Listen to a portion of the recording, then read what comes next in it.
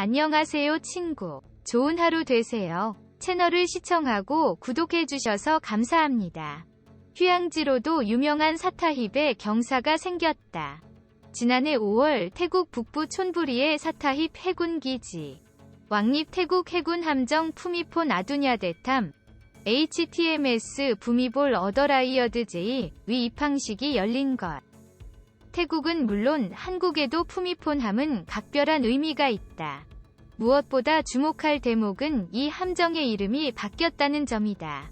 한국의 대우조선해양 옥포조선소에서 태국 해군이 인수하고 2주일 동안의 항해를 거쳐 태국 영해로 들어갈 즈음 한명 변경이 알려졌다. 푸미폰 함이 한명 변경. 태국의 기대 높아는 당초 한명은 타친. HTMS 타친, 건조 직후 한명을 변경하는 것은 극히 이례적이다. 태국 해군의 전통에 따라 강타친 리버 이름을 붙였다. 태국 해군으로서는 대우해양조선에서 건조한 이 함정이 두 번째 타친 함이다. 1936년 일본 요코스카 우라가 조선소에서 건조한 1422톤급 구축함 타친함을 59년간 사용하다 1995년 퇴역시킨 태국 해군은 신예함을 도입하며 한명을 이어갔다.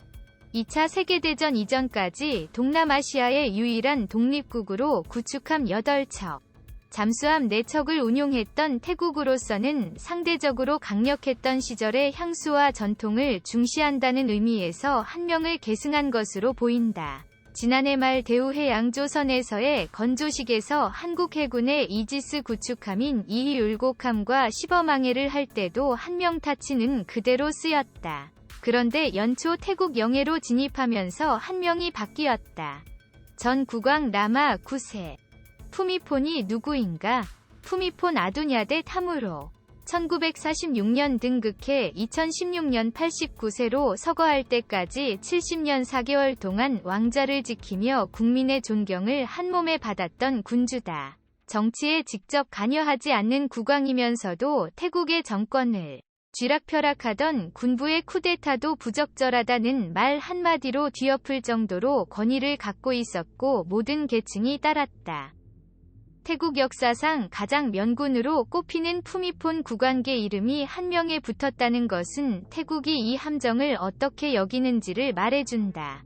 입항식에서 마하 와치랄론꼰 국왕계 지시에 따라 2016년 서거한 푸미폰 아두냐데 전 국왕계 이름이 한명으로 공식 명명될 만큼 신형함은 다기능 고성능을 자랑한다. 동남아에서 유일하게 항공모함을 보유한 태국 해군에서 푸미폰함은 가장 비싼 함정으로도 손꼽힌다. 태국은 동급 함정을 자국 조선소에서 추가 건조하는 방안도 추진하고 있다. 옛 타치남도 메콩함과 함께 두 척을 운용했다. 물론 추가 건조에는 예산 여건이 좋고 태국 해군 내 정식 배치, 전력화될 내년 초까지 푸미폰함이 각종 테스트에서 좋은 성적을 거둬야 한다는 전제가 붙어 있다. 한국산 함정. 중국제보다 우수성 인정받아는 태국 해군에서 푸미폰함이 가장 비싼 함정이며 항모 다음으로 대형 함정이라는 점은 한국에 각별한 의미가 있다.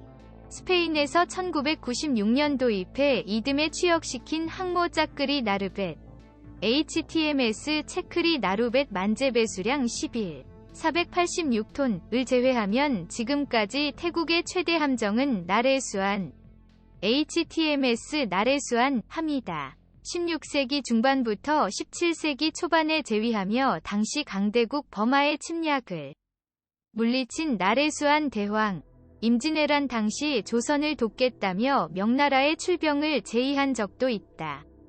이름이 붙은 이 함정을 건조한 국가는 중국이다. 만재 배수량 2985톤인 나레수안함은 자매함인 탁신함과 더불어 태국 해군의 최상위 전력 하이엔드이지만 건조에서 실전 배치, 취역까지는 우여곡절을 거쳤다. 태국이 중국에서 프리깃을 바탕으로 성능을 강화해 나레수안과 탁신함으로 수입한 시기가 1990년. 하지만 저렴하게 인수한 뒤탈을 겪었다. 중국산 함체에 서방 진영 무기 체계와 전자장비를 통합하는 대 어려움이 있었을 뿐 아니라 기본적인 복구 성능, 데미지 컨트롤, 도 미달이었고 전기 배선 체계조차 복잡하고 조악했다. 결국 태국은 중국에 수차례 하자 보수를 요구했고 실전 배치까지는 인도 후 무려 5년이라는 세월이 걸렸다. 태국이 한국산 함정에 주목한 데는 이런 배경이 깔려 있다. 중국제 잠수함에 불만을 갖고 있는 태국은 한국산 잠수함에 관심을 갖는 것으로 알려졌다.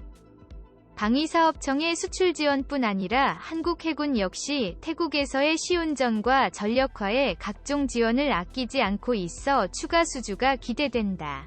한중 전투함 수출 경쟁 구도는 태국의 최상위 전력함정으로 한국산이 채택됐다는 것은 물밑에서만 진행되던 한국과 중국의 전투함 수출 경쟁에서 한국이 질적 우위를 점하는 계기가 됐다는 의미를 지닌다. 일찌감치 우반국과 개발도상국의 낮은 인건비를 바탕으로 초저가 혹은 정치적 우혹 가격을 붙여온 중국의 함정 수출 실적은 녹록지 않다. 함종과 지역도 다양하다. 전통적인 우방으로 각종 무기를 공동 개발하는 파키스탄을 비롯해 나이지리아, 알제리, 이집트 등 아프리카 지역과 방글라데시, 태국, 말레이시아, 미얀마 등의 각종 전투함을 수출해왔다. 여기서 동남아 지역과 1000톤급 코르벳함, 초계함부터 4000톤급 프리깃, 호위함 부문에서 한중의 방산 수출 시장이 겹친다. 한국은 2001년 방글라데시에 2370톤급 반가반두함을 처음으로 수출한 이래 영국, 노르웨이, 뉴질랜드 등 선진국을 대상으로 군수 지원함, 개도국을 대상으로 전투함 수출에 주력했으나 개도국 시장에서 중국에 훨씬 못 미쳐온 게 사실이다. 반가반두함이 운영 미숙과 정쟁에 휘말려 조기 퇴역과 재취역, 중국제 함대 공미사일 탑재 개조 등을 거친 후유증이 컸다. 그러나 이번에 태국에 인도한 푸미폰함이 1년여의 시연평가에서 좋은 성적을 거둘 경우 이미지 쇄신 효과가 기대된다. 필리핀에 대한 전투함 수출과 남미 지역의 저가 상륙함 기술 수출도 탄력을 받을 수 있을 것으로 전망된다. 장기간 부수 효과 큰 함정 수출, 무장체계 통합 이뤄야는 다만 한계도 분명하다. 푸미폰함 수출에도 그늘이 있다. 무장과 전투체계가 대부분 서방 선진국 부품으로 구성돼 있어 부가가치가 떨어질 수밖에 없다. 푸미폰함은 스웨덴제 전투 시스템과 독일제 대잠체계, 미국제 대공미사일이 실린다. 안승범 디펜스 코리아 대표는 개도국의 경우 한 번 도입한 함정은 최하 30년 이상, 50년까지도 운용한다. 며 함체뿐 아니라 전자장비와 운용체계, 무장까지 한국산으로 충족할 경우 중장기적으로 함정 수주 가격보다 훨씬 많은 후속 군수 지원을 수출할 수 있다. 고 말했다. 우리나라는 이미 국산 전투체계, 함대함, 함대지, 함대공 미사일과 각종 어뢰, 로켓형 어뢰까지 개발을 마쳤다. 필리핀에 수출될 호위함은 각종 국산 장비의 비중이 높은 것으로 알려졌으나 국산화율을 끌어올리는 노력이 필요하다. 수출 금융 지원과 군당국의 교육 훈련 등 부수 지원도 절실하다. 주로 프랑스와 독일, 네덜란드, 이탈리아 등 유럽 국가들의 동무대였던 중소형 수상 전투함 수출에 뒤늦게 뛰어든 한국 입장에서는 중국을 제치는 계기를 구조화하는 과제를 안고 있는 셈이다. 첫째는 터키 등 후발 방산국가의 추격. 다른 변수도 두 가지 있다. 브라질 차기 호위함 선정 사업에서는 유럽뿐 아니라 한국과 중국, 터키까지 각축전을 펼치고 있다. 두 번째 경계 대상은 일본. 군사 대국화의 행보를 노골적으로 보이고 있는 일본이 자위대에서 퇴역하는 함정을 수출 시장에 내놓을 가능성이 없지 않다. 일본 해상자위대 함정은 자국 고유의 시스템을 고집하기에 다른 나라가 쉽게 운용할 수 없다는 단점이 있지만 낮은 가격으로 내놓을 경우 잠재 시장을 잠식당할 여지가 크다.